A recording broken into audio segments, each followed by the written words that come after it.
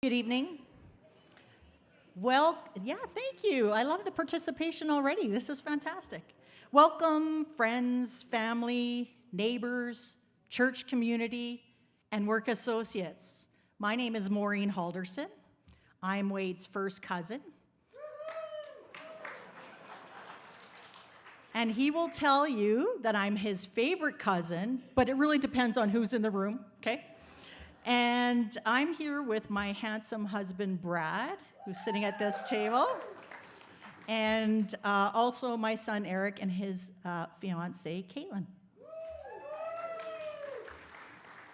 I am so thrilled that you could all be here today.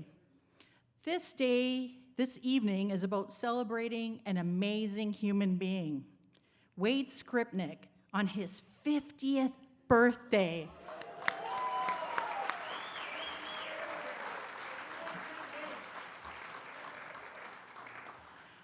And this evening is also about celebrating the amazing community that has supported Wade on his journey, 50 years full of love and support. So Wade, it's your night. I know that you have been excited about this evening for over a year. His last birthday, Maureen, remember, my birthday's coming up. So we're all ready. Tonight, you're going to be hearing from people who are close to Wade. You'll hear from his parents. Wade himself, the star, will be up. And a special treat tonight, we're going to have some really cool live entertainment. So be sure to get a beverage, sit back, enjoy. And just before we move into dinner, I'd like to bring up the Reverend Stephen London, Bishop of the Anglican Diocese of Edmonton, to say a few words and share a blessing. Stephen?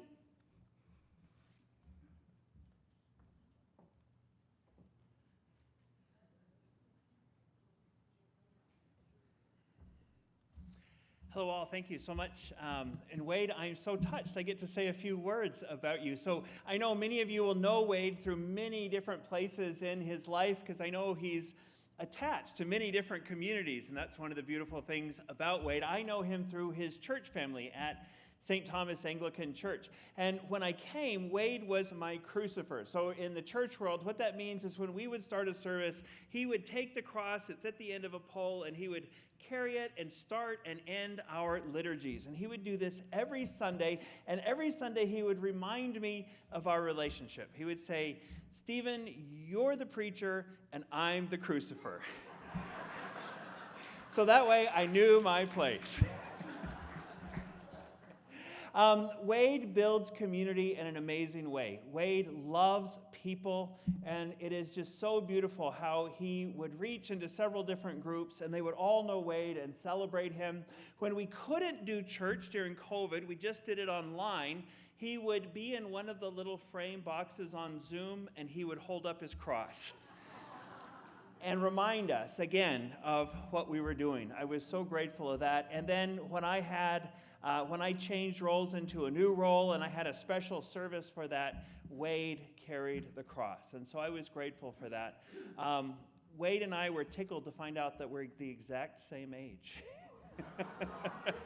So Wade, happy birthday to you. Let's pray a blessing for Wade and for the food as we get started. Loving and holy God, we are all gathered in this room to celebrate this man, Wade Screpnek. Give you thanks for his love and kindness and goodness, and ask you to bless him for many, many, many more years. Give you thanks for all the people here, friends and family gathered together, and pray your blessing on this food. May you bless it to our use and us to your service. We pray this in Jesus' name. Amen. Amen. Happy birthday.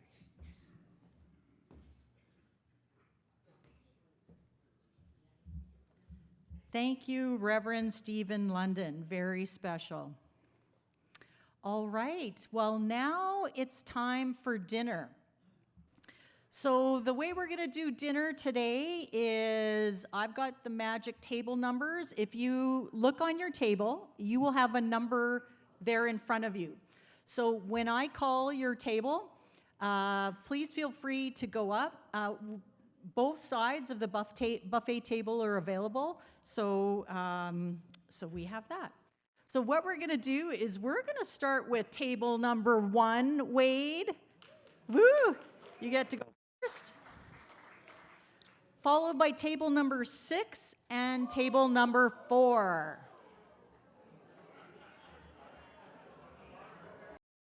But he is holding up 5 fingers. And you know what he's telling me? Just hold on. John is saying, hey, bro, celebrate that 50th birthday and have a great time.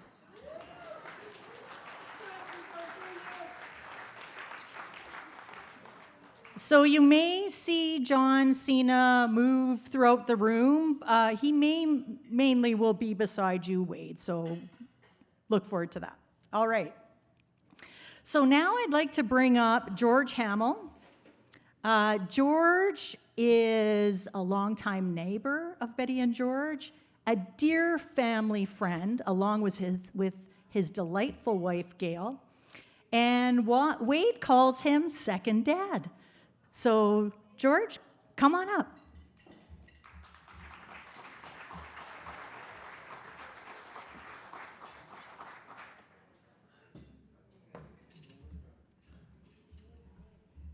Well, good evening, everybody. I hope you're all fed up and all is well.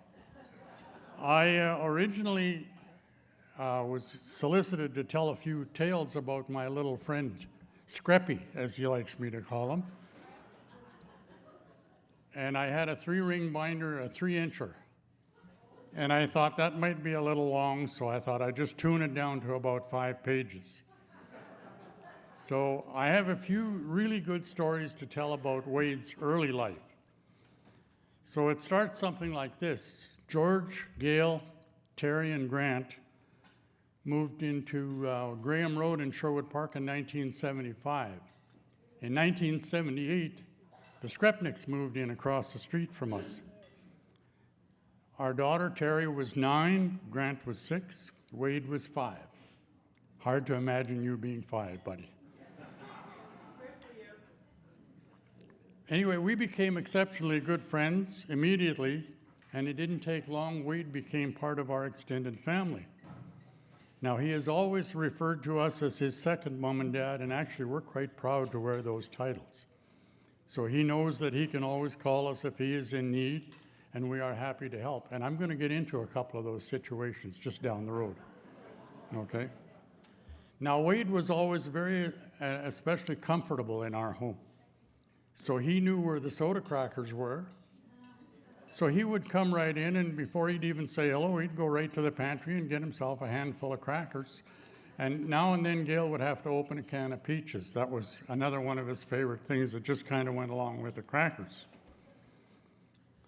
So moving on ahead in Wade's little life, when he started school in Edmonton, he actually had to ride the bus from Sherwood Park into Edmonton. And one day as he was waiting for the bus, it was pouring rain. So I went out, I noticed that, so I went out to get him, and I thought, well, I'll take him to the house, we'll watch for the bus, and I'll make sure he gets on the bus. But when I went out to move him, if any of you know Wayne as well as we do, he had taken root. He was not about to be moved. And I'm going to use an expression here that those of you that know Wade well know how he used this. When I told him, I said, come to the house, we'll wait for the bus and I'll make sure you get on the bus. Wade looked at me and he said, my dad said. So I'm sure some of you have heard this. And he was not about to be moved. So I did what any other good neighbor would do. I went back in the house and got an umbrella. I stood with Wade until the bus came. So another little episode here. I've got a few of these here. Wade. Basketball. George put up a little backboard on the garage roof so that Grant, our son, and Wade could shoot hoops. So the game of choice was called 21, I guess, and they would always kind of play a little round or two just to get warmed up. And then they would start to play. And unfortunately, as soon as Wade wasn't winning, he would take his basketball, because that was his, and he would say, "My dad said, I have to go in now." So,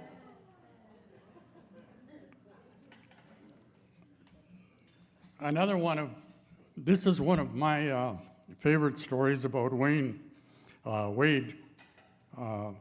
George and Betty were away on a holiday, and it's really hard, I know, for any of you to imagine George and Betty being away. That's tough to come to grips with. But anyway, Wade happened to be with us. I think it was a Friday night. Grant, our son, had a hockey game, so I took Wade along to the hockey game. We took Wade to the hockey game, and I used to do the score sheet and the announcing at all of our sons' hockey games. So I took Wade with me, and I thought, well, I'll give him a job. He can operate the penalty box for the home team. That's a good job for him. He's right close.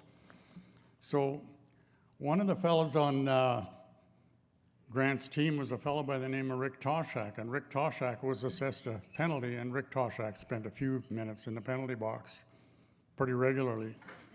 So Rick is in the penalty box. There's a stop and play. And I guess at that time, Wade figured, well, this is the time to let this bird out.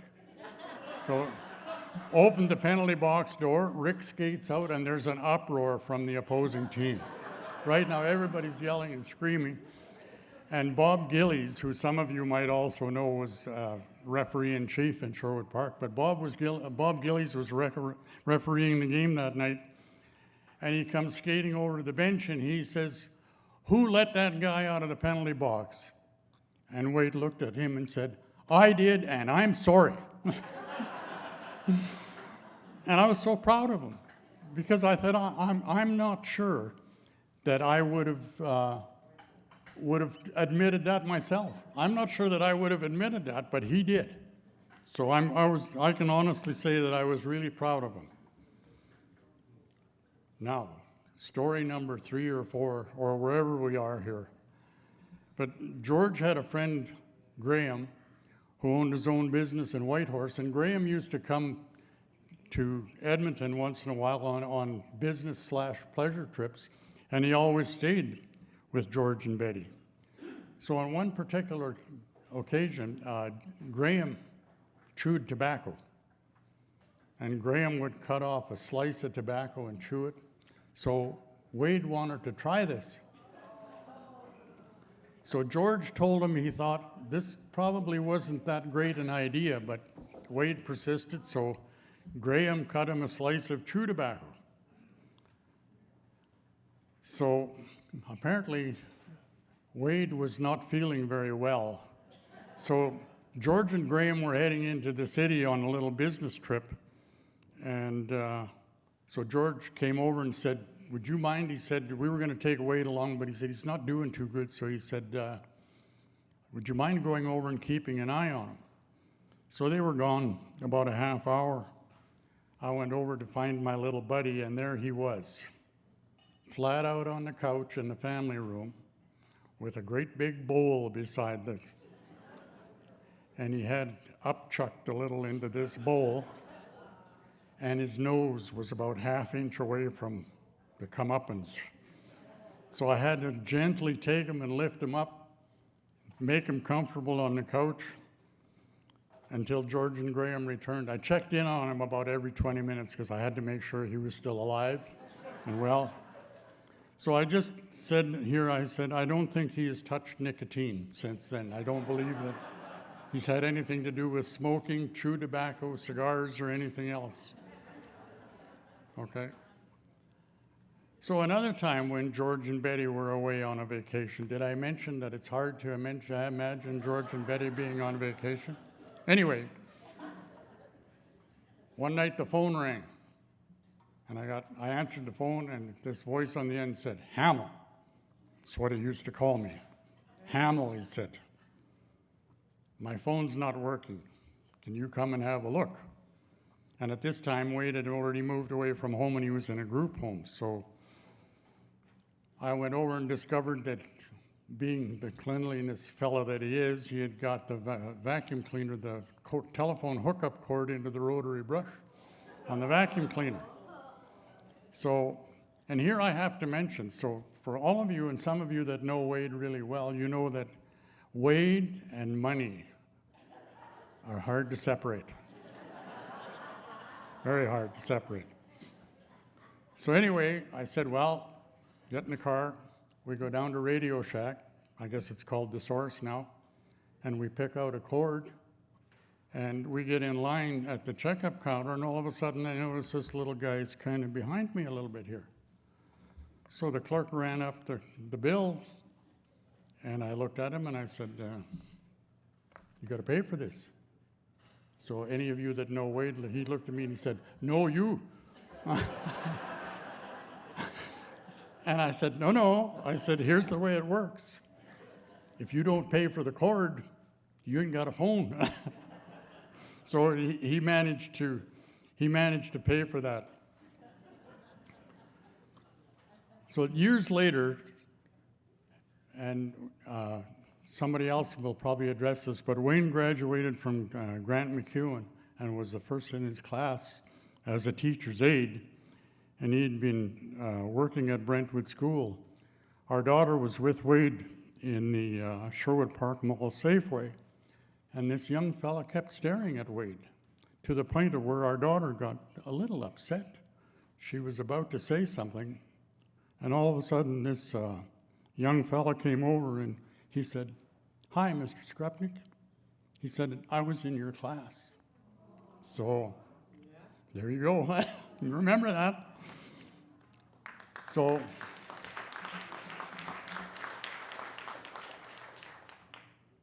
our family watched Wade flourish as he pursued education, moved out on his own, and cooks and cleans, and even uses the correct mop. Right, Wade? You know all about this story. Now, if any of you are interested, Wade lives in his own condo right across the street here. And the low spot in his condominium when they have a water leak is Wade's closet. So when we say that we watched him flourish, move out on his own, and he calls us his second mom and dad, again, George and Betty were away on vacation. And to date, I think Wade's closet is worth $10,000 worth of drywall, because I think the flood has happened at least 3 times, right? And we get that phone call, he says, "Hamill, you gotta help me." So I would just like to say, Wade, thank you. Thank you for letting me speak at your special day. And if you'd all rise, and if somebody would hand me my glass of wine, I would like you all to stand, and I would like to pay a tribute to my special friend, Wade Screpnek. To Wade.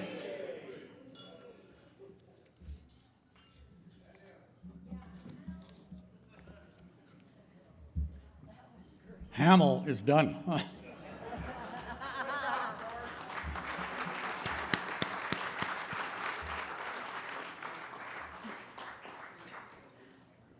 George, those are great stories. I know who to call when things are happening. Hamill. All right. You may also know that Wade is a huge Star Trek fan, right? Yeah. And Wade and I were in Mexico together. We were in Cancun. And I asked him, "Wade, how many ears does Jean-Luc Picard have?" And if you don't know who Jean-Luc Picard is, he is the captain of the USS Enterprise. Yep, the Enterprise, right? And so I asked him, "So how many ears does Jean-Luc Picard have?" Wade gives me this stare, like, silly, he has 2 ears. And I said, "No, Wade. Actually, he has 3. He has a right ear, he has a left ear, and he has the final frontier." Thank you. Thank you. I knew the Star Trek fans were going to get that. Okay, at this point, I am super pleased to bring up David Holhouse, Scott Montgomery, Bob Adamson, sorry about that. And these are some of the musicians at the St. Thomas Church where Wade is a very active member. And we know how much Wade loves music, and boy, can he dance. We're probably going to see the moves tonight. And so with this next segment, if you choose to sing along, because there's going to be an opportunity, there are song sheets on the table. So feel free to take a look at those song sheets. And David, Scott, and Bob, over to you.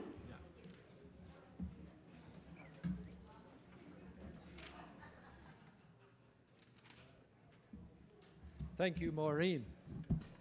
Yeah, my name is David Holhouse. I'm privileged to be a part of the St. Thomas Anglican Church here, and I get paid for that. And very privileged to be a friend of Wade for these many years. So, distinguished guests, all the family of Wade, and all the friends we've known for years, and the friends we're just meeting tonight. It's just a huge privilege to be here and to be able to say a few words. I'll keep it short. And we're going to play a few tunes as well, ones that we know Wade enjoys. I'm going to offer a toast at the end of this too. I'm going to talk for 5 minutes or less. We'll offer a toast, so if you have something in your glasses, hang on to it. And then we have something called an ode to Wade, which is a song that we're going to sing. You all know the tune. It's "You are my sunshine, my only sunshine." And the words are on the table. But anyway, we'll play that afterwards, and we certainly invite some audience participation for that. You all know Wade. You're here tonight because you know him and love him.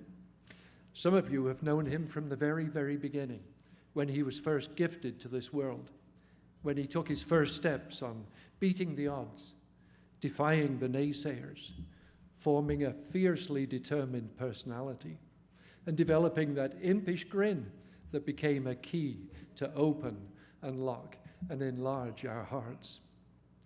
Some of you, like me, encountered Wade later in his life. We had to learn in a hurry that he is no ordinary being. First thing we learned, and George touched on this, is that Wade has adopted the rules of life with a vengeance. They are the glue that he and his parents have used to stitch together a safe and productive life for him. But boy, as George said, don't ever suggest any relaxation of those rules to Wade. Here's one: don't get into strange cars. I offered him a ride once when he was waiting at the bus stop. It was as if I'd invited him to come and rob a bank with me. No, I can't. Another rule: sing loud. He always gives me advice on how to sing better. You hold your ear like this. Coffee is better with Baileys. I love going to Wade's for coffee. Don't run in church. Wade is a stern traffic cop with the youngsters at church. And don't eat sweets. I always point out the best snacks after our service, and he's quite adamant. No, I can't eat that. His father tells me that he still doesn't have a single whatever in your tooth, cavity. So good for you, Wade. Here's another one. Swim properly. Wade has lots of Monday morning advice on how I could be a better swimmer. I could go on. This is Wade, the man who so patiently and gently navigates a hard world of work and study and keeping his condo clean-ish. Just living life, as we all do. Pretty normal stuff, isn't it? But Wade runs deeper than that, I think. Many of us have noticed that there is something different about Wade.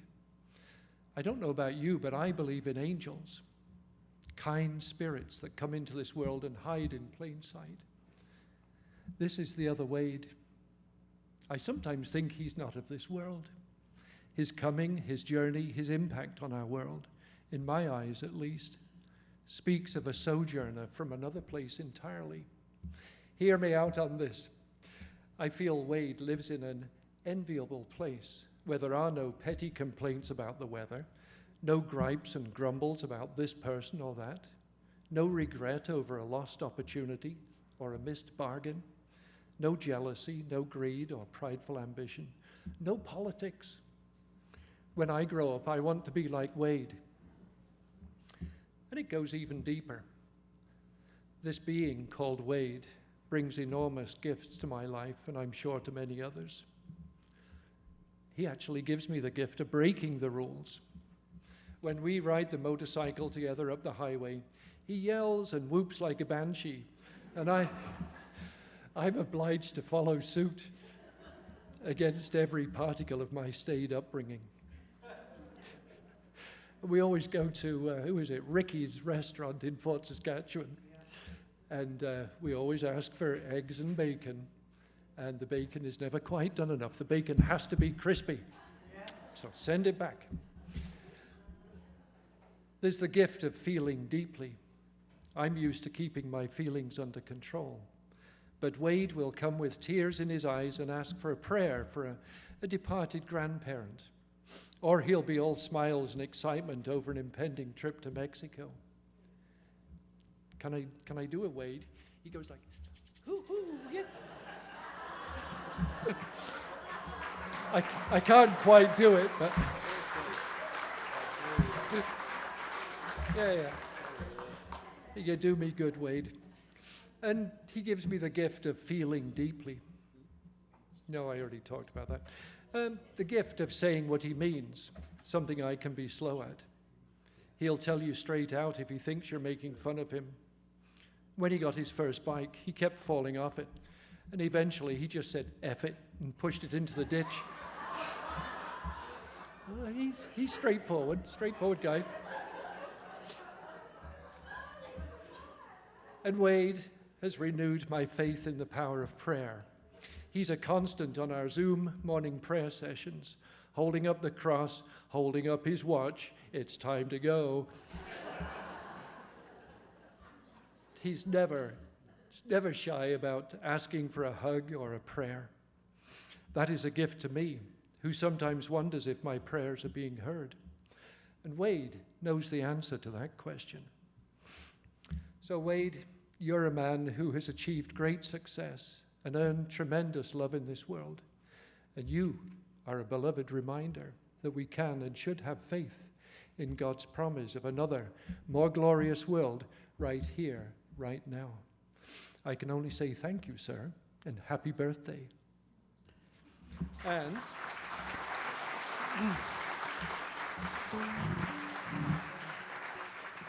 I just invite you to rise with me and raise a glass to Wade Screpnek. To Wade Screpnek.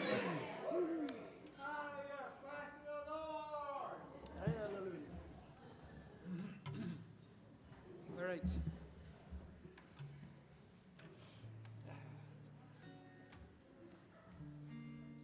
Is this one working? Yes, it is. Hopefully you can find a piece of paper on the table there. It might be buried underneath another piece of paper. And it's called the Ode to Wade.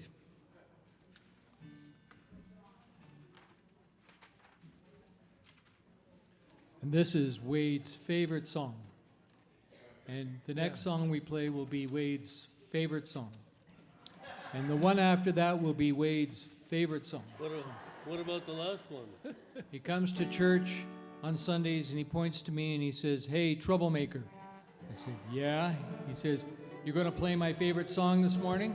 And I said, "Yeah, which one?" He says, you know which song." So hopefully this is one of his favorite songs. Okay. Yeah, so it's You Are My Sunshine with some altered words for Wade, which I had the pleasure to write.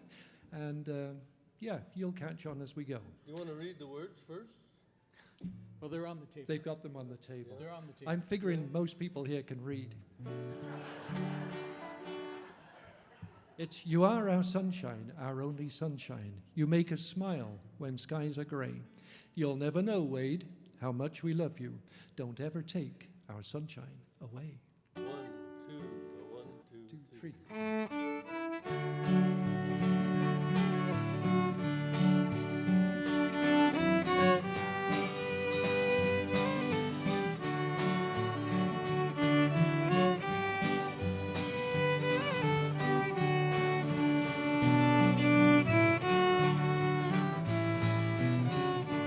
Good practice. You are our sunshine, our only sunshine. You make us smile when skies are gray. You'll never know, Wade, how much we love you. Don't ever take our sunshine away. You want to entertain us when you dance and sing. You always have such a great big smile. You're a perfect roadie and a lover of Jesus. You're the best by a country mile. You are our sunshine, our only sunshine. You make us smile when the skies are gray. You'll never know, Wade, how much we love you. Don't ever take our sunshine away. Your name is Wade, but you prefer Matthew. We're not quite sure the reason why. You feel God's touch and carry the cross like a messenger from on high. You are our sunshine, our only sunshine. You make us smile when skies are gray. You'll never know, Wade, how much we love you. You'll never take our sunshine away. We're the fiddle.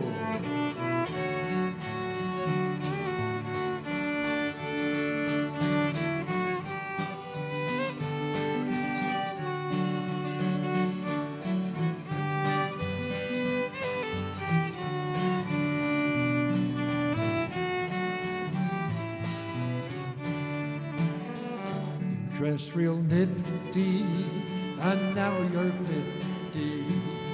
May your trust in God remain. Please stay strong, Wade, keep up your faith now. Carry that lamp that shows us the way. You are our sunshine, our only sunshine. You make us smile when skies are gray. You'll never know, Wade, how much we love you. Never take our sunshine away. One more time. You are our sunshine, our only sunshine. You make us smile when skies are gray. You'll never know, Wade, how much we love you. Never take our sunshine away. Don't ever take our sunshine away. There you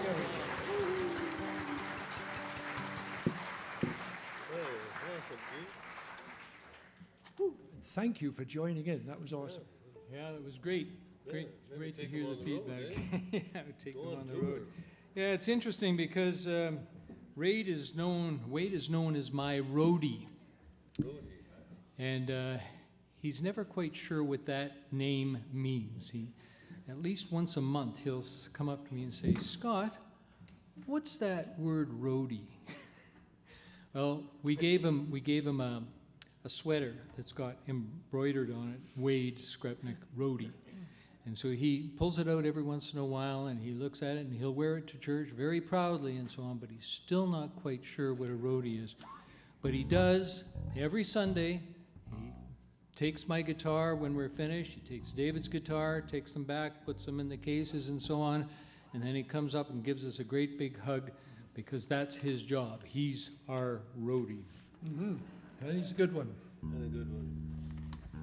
So this song, we're only going to do one song. We were actually supposed to have another musician with us tonight, Maureen's daughter, Lauren, who is unfortunately very, very sick. So she's a tremendous musician. She plays a number of instruments and sings extremely well, and she was going to Maybe we sing. should plan another party. Yeah, we'll have another party, yeah. She was going to do one of Wade's favorite songs, Hallelujah, by Leonard Cohen. But it'll have to be for maybe the 51st birthday party, Wade. So anyway, we're just three of us tonight, Bob Adamson, Scott Montgomery, David Holhouse, and we're kind of the Utter Fellas. It's at church, it's always Wade and the Utter Fellas, right. you know. You got that right? Oh, yeah. Are you still in E flat? I guess I should be, yeah. I just Didn't- came in off the street, actually. You know what you get when you throw a piano down a mine shaft? A flat minor. And the next song is... So this one's for Wade. This is his favorite song, Draw the Circle Wide.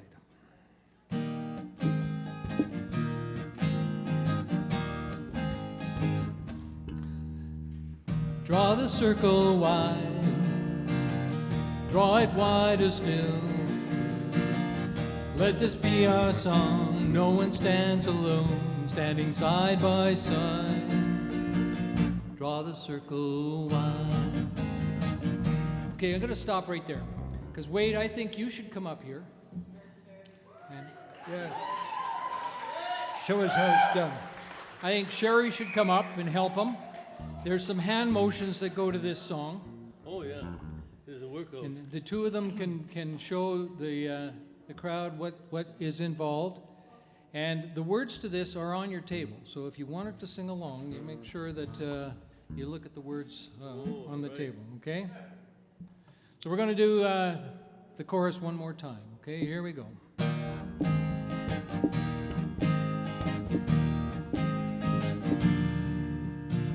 Draw the circle wide, draw it wider still. Let this be our song, no one stands alone, standing side by side. Draw the circle wide. Guard the still point of the circle, round whom all creation turns. Nothing lost and held forever in God's gracious arms. Draw the circle wide, draw it wider still. Let this be our song, no one stands alone, standing side by side. Draw the circle wide. Let our hearts touch far horizons, so encompass great and small. Let the loving God know mortars, faithful to God's call. Draw the circle wide, draw it wider still. Let this be our song, no one stands alone, standing side by side. Draw the circle wide. Let the dreams we dream be larger than we've ever dreamed before. Let the dream of Christ be in us, open every door. Draw the circle wide, draw it wider still. Our song, no one stands alone, standing side by side. Draw the circle wide. One more time. Draw the circle wide, draw it wider still. Let this be our song, no one stands alone, standing side by side. Draw the circle one. Good job.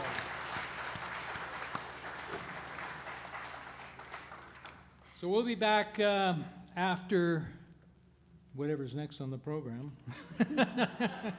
Whatever it is. Yeah, around 9:15, I guess. We've got a number of songs that we think you'll enjoy, so please stay around and enjoy them with us.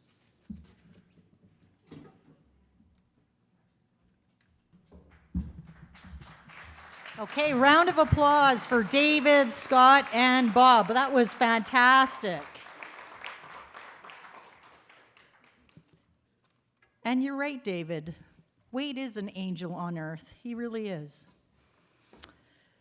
So now I'd like to quote a piece that Bruce Dorward sent to me, Wade's great friend from Arizona.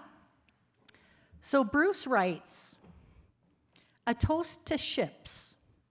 There are good ships and wood ships, the ships that sail the sea. But the best ships are friendships, and may they always be." Wade is friends to many, many individuals, many here today, and also friends to his coworkers at Festival Place, where we are today. So at this point, I'd love to bring up Gavin Farmer, Brett Fraser. Gavin hired Wade at Festival Place, very good decision, almost 20 years ago, and Brett is his current boss. So Gavin and Brett, come on up.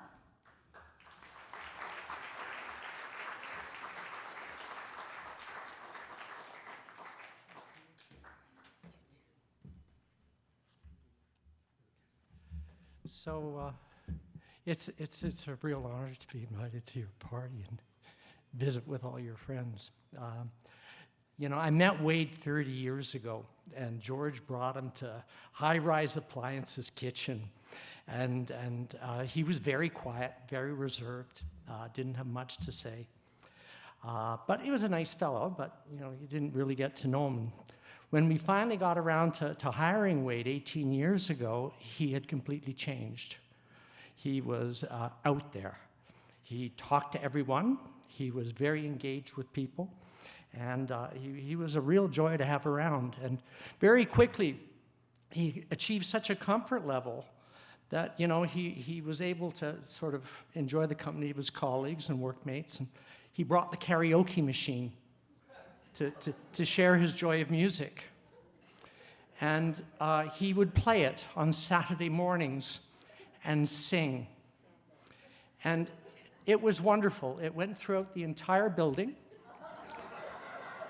The Y String Ensemble was either on stage or in one of these rooms. There were about 20 players in the Y String. Wade won every single time.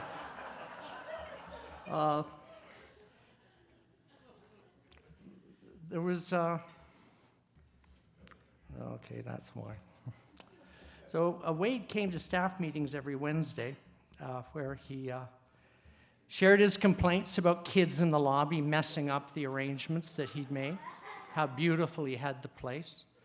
And I've also got to say he shared compliments. He really seemed to have a knack for picking out all the good things that people had achieved in the past week. And he had no difficulty sharing those with everyone. It's probably something I could have learned a little more about at the time. So I was learning every week. Very early on, Wade took it upon himself to start greeting artists. And he did. He took this job. And he would go to the stage door, and he would greet them, welcome them to Festival Place, go onto the stage, make sure they were comfortable, make sure they were taken care of. Probably to this point, he's probably met and talked to 1,000 artists, ranging from famous people like Petula Clark to really talented local people that he greeted equally enthusiastically. So there was one exception, of course, except artists that came on Friday nights, because it's wrestling. So, and you know, what can you do about it? I mean, there's just no competition. Anyway, while he's enthusiastic about his greetings, he shared one particular enthusiasm, and I'm hoping that this person decided to send a greeting to him. And so hopefully Robbie can make it work there.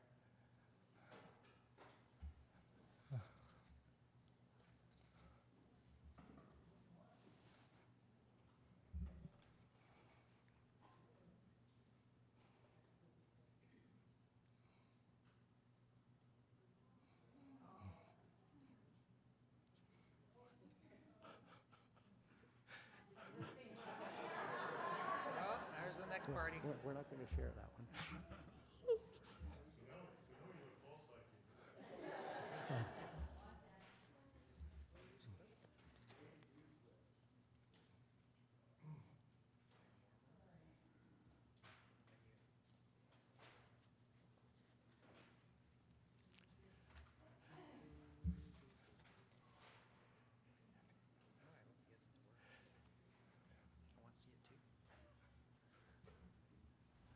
Hi, Wade. It's Michelle Wright wishing you a happy birthday. Happy birthday, my friend. Gosh, you and I have shared some wonderful moments at Festival Place. Thank you for being such a good friend to me when I get there. And we've had some fun times together on stage and backstage. And you're a pretty awesome guy. And I just want to wish you a happy birthday. And I look forward to seeing you the next time we're there. Sending you lots of love, my dear, and happy, happy, happy birthday.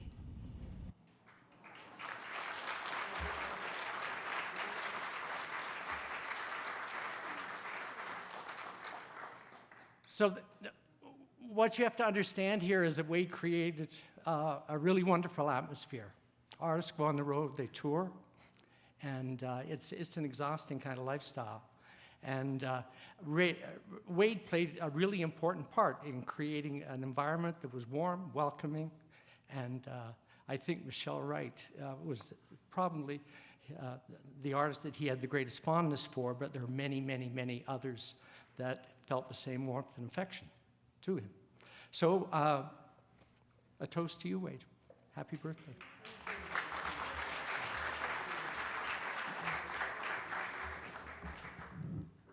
To Wade. Thank you, Gavin. I've only been here about 9-10 months, and I can tell you, he doesn't just greet artists first class. He also greets new staff. I remember the first day getting here, and new place, everything's different, and Wade bursting through the door with a big smile, big hug, and maybe a secret handshake that he started to train me on how to do it. And he's been trying to train me ever since, and I'm still apparently untrainable. So, but yeah, I don't have a whole lot to add. He's had an amazing journey. He's clearly, the heart and soul of this place, and I guess my toast is to the future, because this place has so much ahead of it, and Wade is definitely going to be a huge part of that future, and many, many years ahead as far as greeting artists, working with our staff, and on behalf of the staff and on volunteers and artists and everyone comes through this door. Cheers to Wade.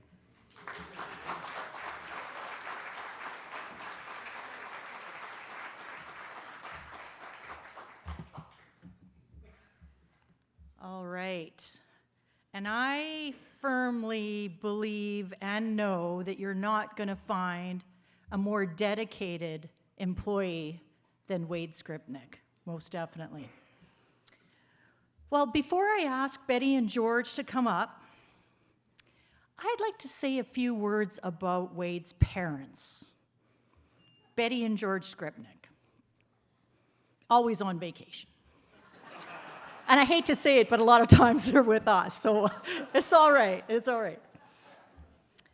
So the moment Wade was born, both Betty and George were totally dedicated to their adorable new son.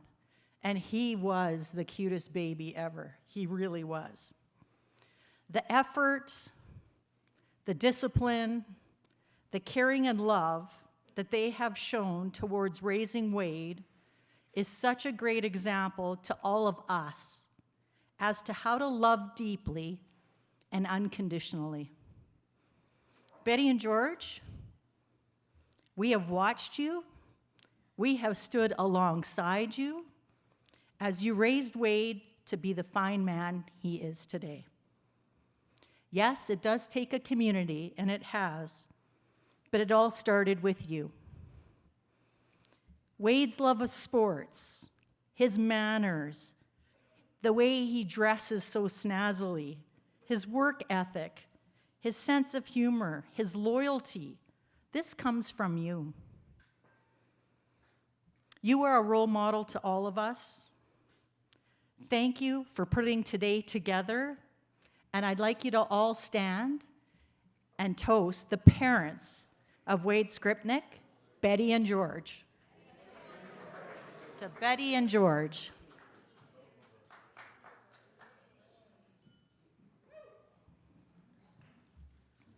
Yeah, there's a couple fans in the room. So with that, I am very pleased to bring up to the stage Betty and George Screpnek.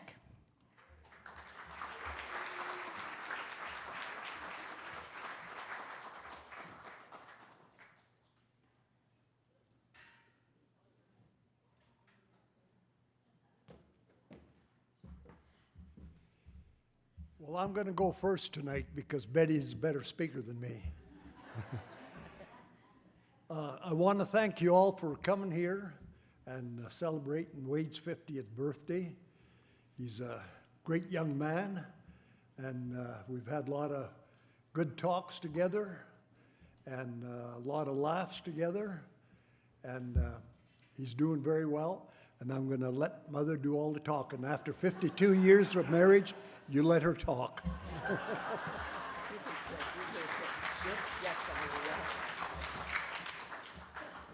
What a cop-out, George. Thank you, Maureen. What a lady you are. Thank you for all those kind speeches and the music before me. Good evening, family and friends. I echo George's welcome. It is pure joy to see each and every one of you here tonight to share this evening. Let's give an Alberta welcome after I introduce you to those guests from other provinces that have come tonight. Our nephew, Daryl Kerchak from Winnipeg. Where are you, Daryl?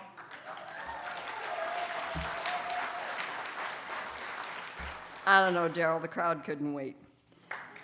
He had to leave Colleen at home, checked in to the airport, but she got ill, so greetings to her, Daryl.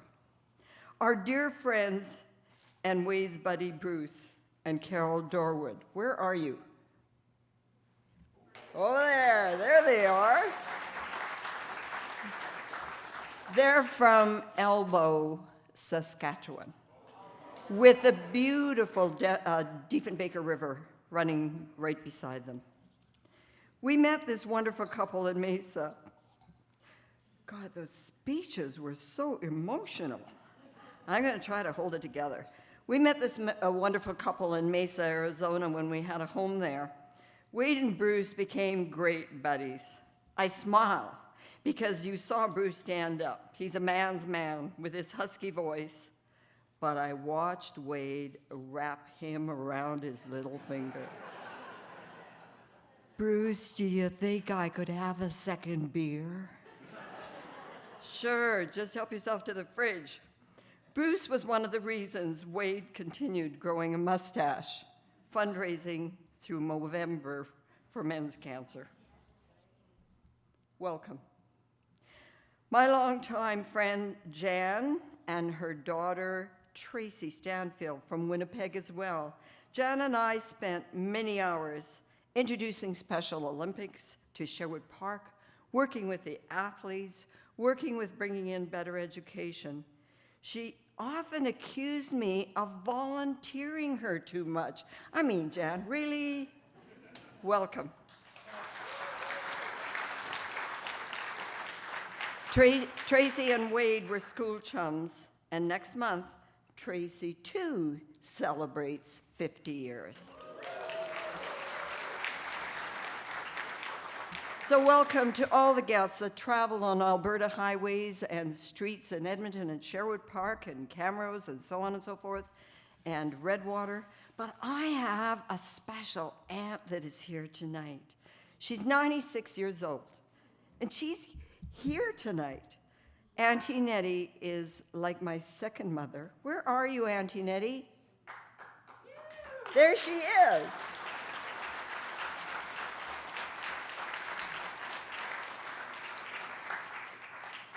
Wade and George and I are so grateful to have you here tonight. So why this party? Are you asking yourself, why are they having this party and we're having this meal together? Well, February 5th, 1973, 5 pounds and 4 ounces of baby came into our life.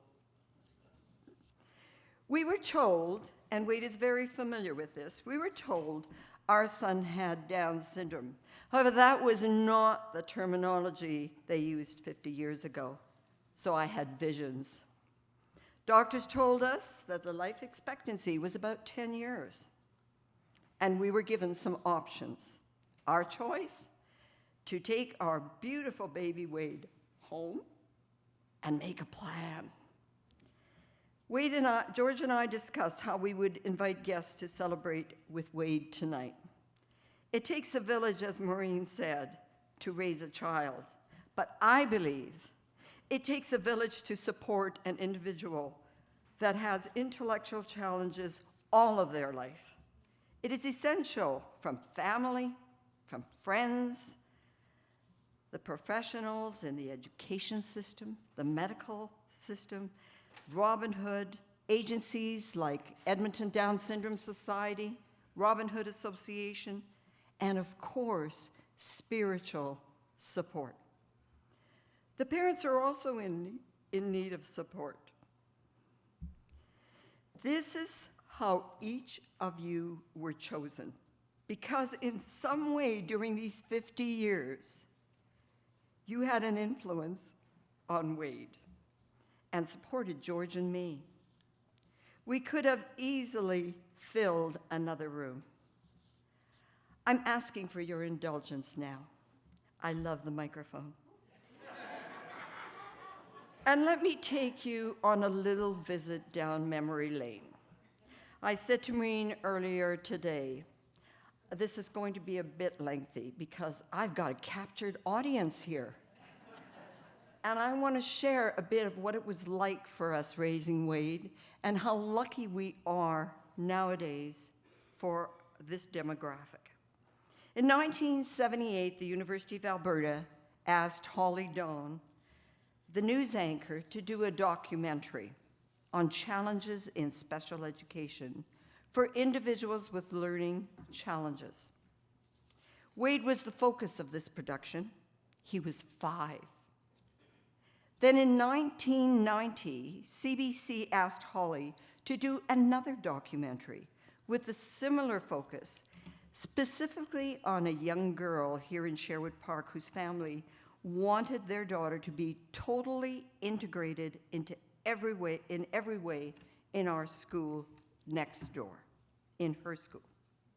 My research on successful programs, which happened in the United States, led me to the principle of inclusion, which to me meant special classrooms within the school system to teach living skills and integration into other classes where possible. So our Wade was registered in physical education, music, drama. Music, well, he wasn't too successful in that one, David would tell you. But he flourished. He flourished with other students in the classes. And he did the same in the special classrooms with special education teachers. Like Bev Gibson, who is here tonight. You will see in the video that we're going to show you right now.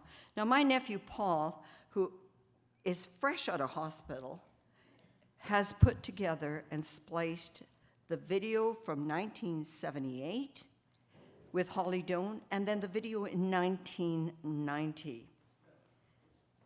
It will give you a flavor of that time and how we got here 50 years later. Thank you, Paul. Margaret is 7. She's the right age, but she's not allowed to go to the neighborhood school. That's because Margaret Eggert is mentally disabled. Gordon Welch is superintendent of the Strathcona County School Division, the man who's decided that Margaret does not belong in a regular classroom, that she belongs in a special school for the mentally disabled. Alberta educators are still green when it comes to really knowing what's best for mentally disabled children. We leave it up to each school division to decide how to teach kids like Margaret. In Strathcona County, they believe in small classrooms, special teachers, separate programs. That's segregation, and in Strathcona County, they say it works. This is Elliot, a 7-year-old boy with Down syndrome. He's one of 60 handicapped kids at Tepaskin. When he was born, experts said Elliot would never be able to function. You know this one, don't you? Okay, Elliot, ready? Okay.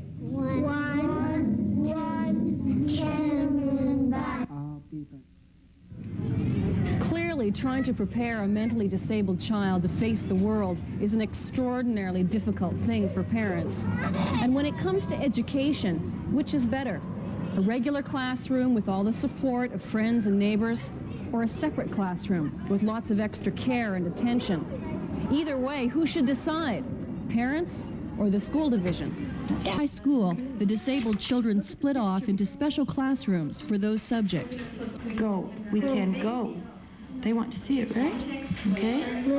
They are. Oh, what's that word? Bev Gibson is one of 3 teachers in this room. They sort of just turn on to learning, and they want to learn to read and do math and so on, and they feel a lot of success. With special attention, Gibson says, these kids blossom, and she should know. Not only has she taught special education for 12 years, but Bev Gibson has a 22-year-old son with Down syndrome. Listen to what she says about disabled kids who go to mainstream schools. And I have experienced children that are turned off learning. They just haven't been able to keep up, and they don't really want to learn, and they have very poor self-confidence. Right up there in the hole. Okay. I missed. Wade Screpnek has plenty of self-confidence. He also has Down syndrome. Next year, he'll be in grade 12 special education at Bev Facey High School in Sherwood Park.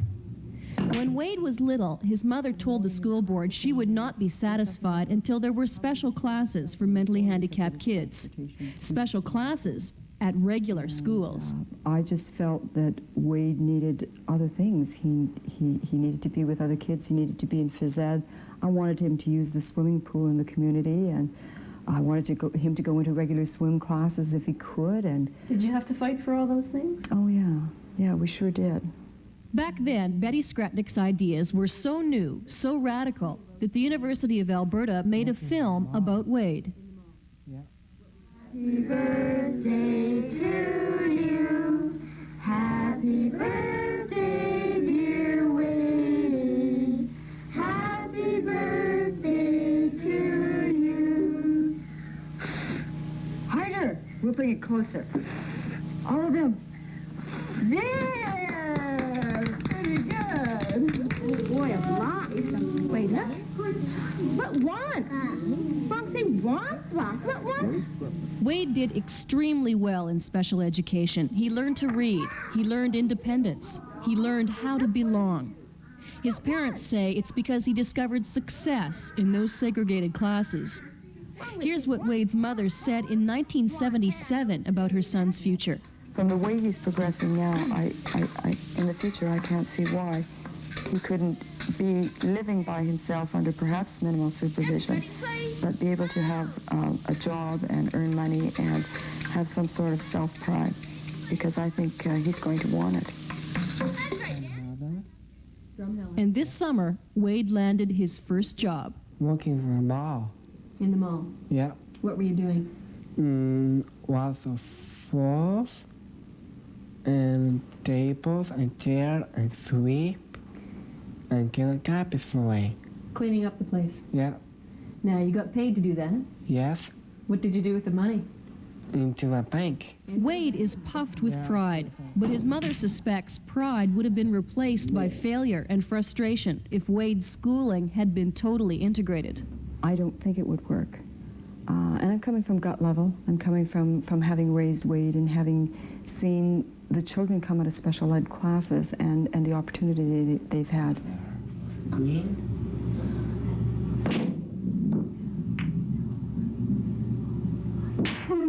Clearly, special education has worked for Wade. If you believe in something, you have to work to make it happen. Education for Wade and students like him was a win-win for all the students in the system. And so I want to take a moment to just thank the County of Strathcona for providing Wade and individuals like Wade the best education at that time, and listening to the parents, because we know what our children need. Having said that, it did take some coaxing with the politicians. Paul and I decided that we would cut the part out with the interview with the Minister of Education. I just want to point out Bev Gibson and Patrick, right over there, coming from Rycroft, Alberta today to be here. I have so many stories of Patrick and Wade. They are the best buddies, and you know, I'm going to take the liberty of time and tell this one story that we're at Rod and Bev Gibson's house. We actually were partners in the house in France, and we're sitting in the hot tub killing a bottle of something. And we heard the fire trucks, and we thought, oh my goodness, we said, what are the fire trucks so close? I wonder what's going on. Well, they walk into Rod and Bev's bedroom, which we had to go through to get to the hot tub, and there are the firemen. And they say, hey, your kids are just, they called the fire department, and it's smoking in the house. Well, we were outside. And Patrick called the fire department. Thank you for doing that, Patrick. That was very, very good of you. We have another teacher that's here, Carol Dansereau. Where are you, Carol? Over there. There's Carol, who is also part of Wade's education. It's such a pleasure to have you here. If the education system, we believe, is getting better and better with this demographic group, because we see the young people coming out and we see how much more polished they are and how much better they function in our community. One of the challenges for individuals with Down syndrome is speech. George and I decided to establish a permanent fund through the Edmonton Community Foundation and are using this opportunity tonight to bring it forward. It's in recognition of your 50th birthday, Wade, and we're so pleased to be able to do that. We hope some of our family and friends will take an opportunity to join us. The Wade Screpnek Speech Therapy Fund will support the Edmonton Down Syndrome Society to assist clients with the cost of accessing speech therapy. There are forms on your table and additional forms at the guest registration table. Let me introduce you to our friend Cheryl Montgomery, who did a test drive on the QR code and everything that's on it. Further, she is familiar with using the cash, the checks, so she's there to help you. Sherry, where are you? There she is, that gorgeous lady with the rhinestones. You'll pick her out. Thank you. We are so grateful to so many that made tonight happen. I started with the people on a list, and George and I said, it's getting too long. So let me add to George's thank you. You know who you are, and grateful you said yes when we asked you to help. And I know a lot of my friends are familiar with Betty asking for a favor. George and I will thank you personally. Last, there is some excitement in the air about a book. Did anybody hear about a book that's coming forward today? Yeah. Well, I want to call Kathy Knowles from the Three Rascals Publishing Company And then I'll call Wade Screpnek, so just hang in there, Wade. But Kathy, would you come forward, please?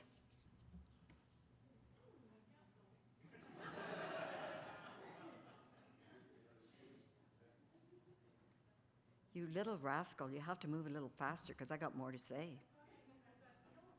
Oh, okay.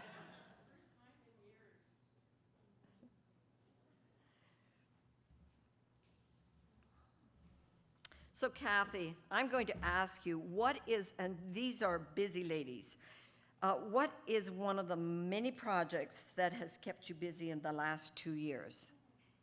Which one? Which book? Well, I'll tell you, Betty has kept us busy, and mostly because she has had a dream of delivering a book for Wade for his 50th birthday. And although we didn't really manage the original, original plan, this is the most wonderful plan, and it's for you, Wade. And I just wanted to tell you that although Betty, do you know Betty's busy?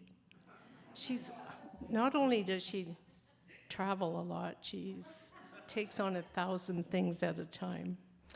At any rate, we are totally thrilled to be here to celebrate Wade's 50th birthday. My husband, Ken Knowles, and myself and my partner in crime, Jacqueline Draker, are here to be part of this celebration. It has been an honor to work with Betty and our Three Rascals Press, as we call ourselves, people who love to create books. We have documented through Betty's hard work 50 years of your wonderful life, Wade. And it really was a labor of love for Betty. And George, we know you patiently waited on Betty hand and foot for the last 18 months as she sorted pictures, wrote introductions to chapters, reminisced about growing up with their wonderful son, Wade. And I must say, she shed many, many tears along the way, which were tears of love and, I think, excitement. And she told me that she probably would never make it through tonight, but you're doing okay. No, she's crying right now. Your wonderful son, Wade, is an outgoing, charming, caring, adventurous, grateful, loving, appreciative, and accomplished, and of course, a very stylish man. Look at you. Yeah, oh, I mean, really. Jacqueline Draker, sitting over here with Ken and me, is designed the book and is on a first-name basis with many of you. You may not know it, but as she scanned, sorted, color-corrected, and sized over 950 pictures that are in the book.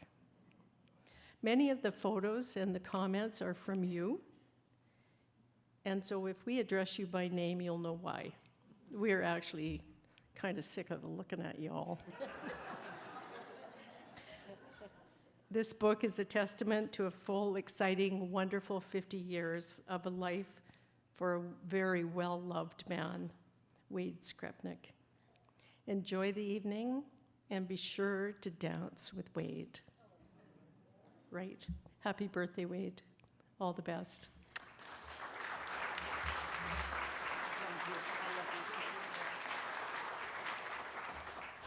No, Maureen, you can't get up yet. I'm not finished. She's so anxious.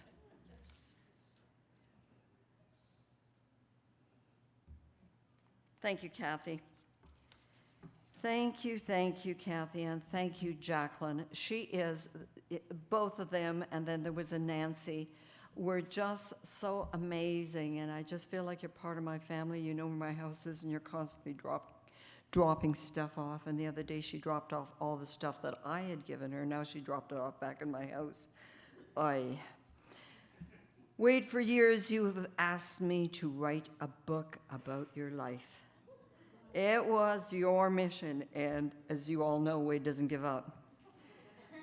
I've completed book 1, which will be followed by book 2. And I want to tell you that because I did run out of time to finish book 1 as it was supposed to be for your birthday, Wade.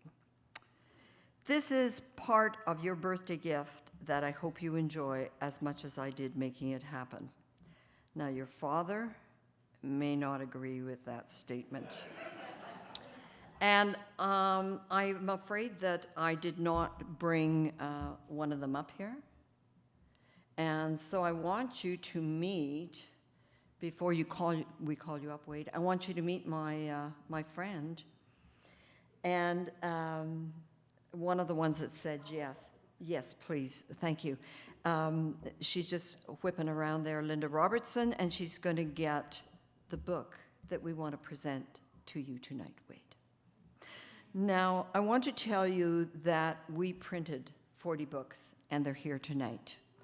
And so the books are available. I do not know whether we'll do a second printing, but the books are available here if you'd like to purchase for the price of just the printing. There are 2 lounge areas out there, and there will be 4 or 5 books out there. And so you can grab a glass of wine and whatever you want to drink and sit out there and flip through the book and enjoy it and decide whether you want a book that you could maybe pass on to family or somebody who needs that encouragement. So forms are on your table. Oh, no, they're not on your table. Actually, Linda's going to distribute forms, and I know she's got a little help. So Linda Robertson will be here to be able to answer any of your questions. So if you want to go ask her about it, she does have forms.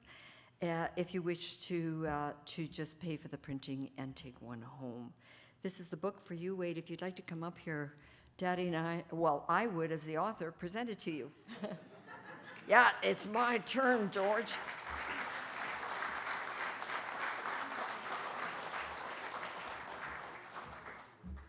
Wade, this book encompasses 50 years, family, friends. I think there's probably pictures of every one of you in this book.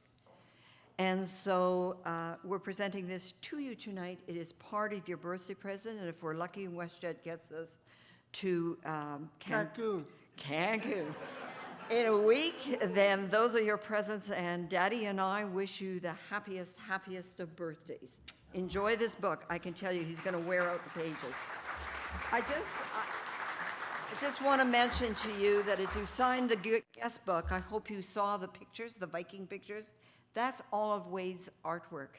And Jacqueline managed to capture that and make sure that you signed just on one page, so she put pictures on the other side.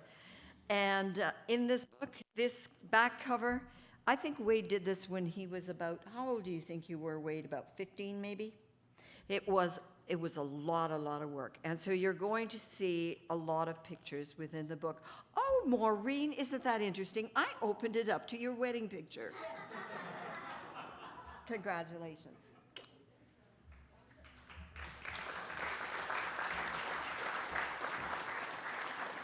There's 192 pages of fun in there. The next book, book 2, that I will start shortly after, but it won't be such a tight time frame, will be a book that helps families who have a child born to them and don't have the information they need. And so that will take a little longer, but Kathy will not put me on such tight time frames. Thank you. Thank you for your undivided attention.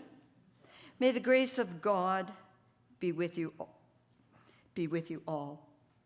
George and I thank you for sharing, for sharing tonight with us. Thank you.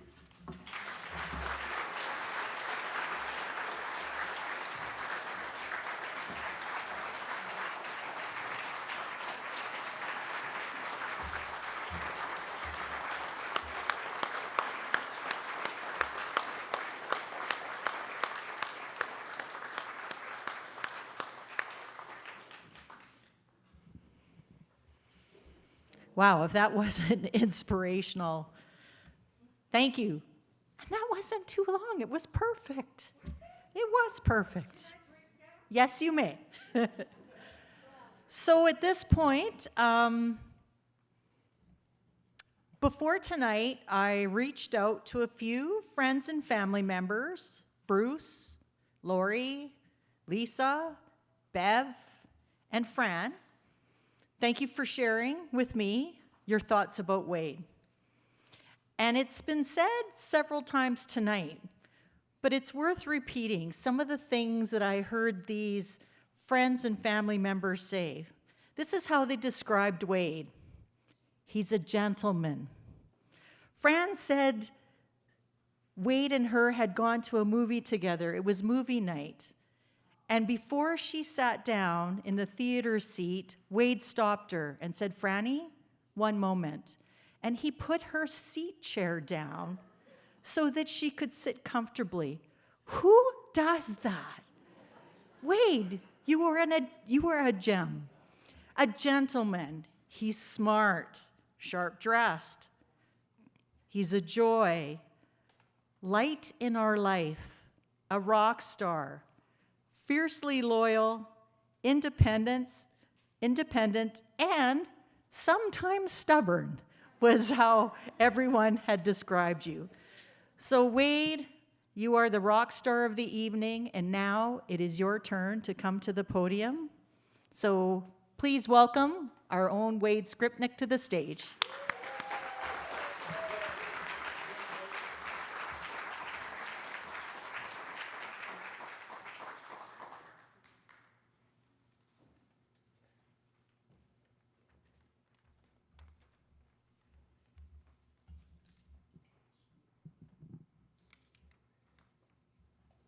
Hi, everyone.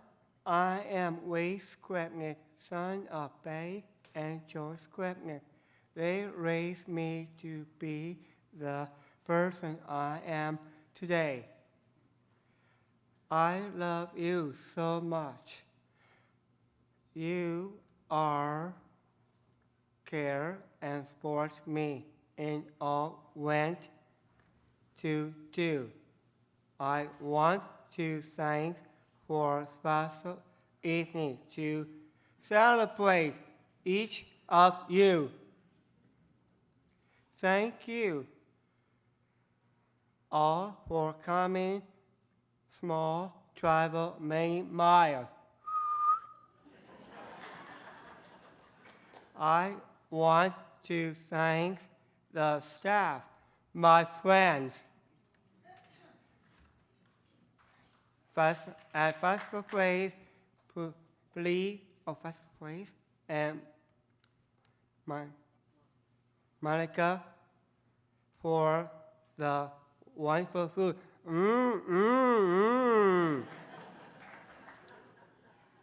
I have a happy life, a job I love, great family, like you in a chair, and friends, and government I love, and I love my family church.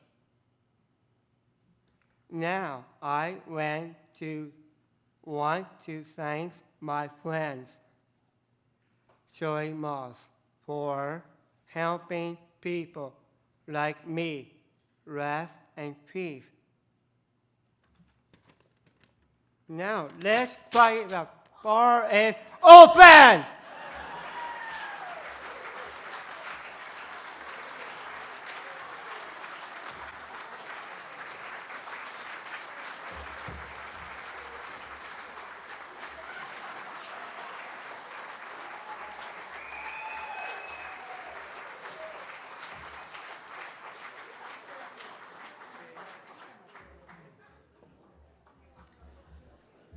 Well, what else can you say? So to close the evening, please enjoy yourself at your tables. There's pictures in the foyer. There's balloon towers. There's these wonderful books that I just can't wait to see. And there's Wade. So Yeah, congratulations, Wade, and happy 50th birthday. So we're going to party for a little bit, and then at 9 o'clock, we're going to cut the cake.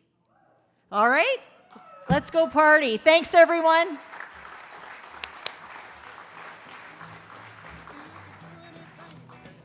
Happy birthday to you. Happy birthday, dear